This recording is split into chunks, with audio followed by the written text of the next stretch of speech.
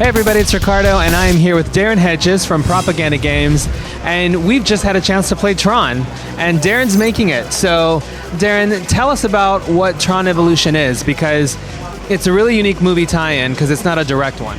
Yeah, it's certainly not a direct one. We are actually a prequel to the movie that's coming out in 2010, but we're also part of the main chronology of the universe that happens from 1982 to 2010. And our game tells a series of seismic events that happen in the universe at that time that really shape the universe, not only as you'll see it throughout the game, but also as you see as it leads up to in the 2010 release of Tron Legacy. Now, there were two levels that were playable here. One was called Brave New World, and one was called Ground Zero. And together they sort of explain, they kind of show off the kind of combat exploration and then obviously light cycles. So talk to us about the Brave New World area and how that works. So Brave New World is a showcase for us of our high mobility combat, which is a blend of the movement of parkour and the Brazilian martial arts of capoeira. We took those two as they're very fluid and dynamic movement-based activities. Parkour obviously for moving around the world, and then capoeira for a fighting style. And then you take those and you meld them with the light disc, which is the seminal Tron weapon, and you get what we have today, which is a very free-flowing movement-based game that combat is part of. So you're not moving from one location to the next and fighting enemies, you're perpetually on the move fighting enemies. Now, the one really cool element that we noticed in the demo is that you actually kind of progress. Your character is earning experience and changing. What's going to happen with our character from the beginning of the game to the end? How much can we expand and grow? We have a system called persistent character progression, and that allows us to take our character from an offline game into an online game and then back again without interrupting the story. So wherever you go into the online game, you'll basically come back and it'll be straight onto the offline game as you left it, the story mode. Your character grows as you progress, and you're not only growing your health and your armor, your usual side of things, but you're also growing your weapons, your weapon types and your vehicles. And again, that's carried from both the offline into the online and back again.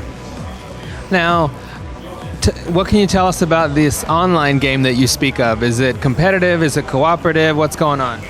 We're not actually talking too much about the online version today, but need to say it's 10-player multiplayer, but that's about as much as I can say at this point. We leave you all to imagine the rest. Now, talk to us about the Ground Zero level, which was light cycle action.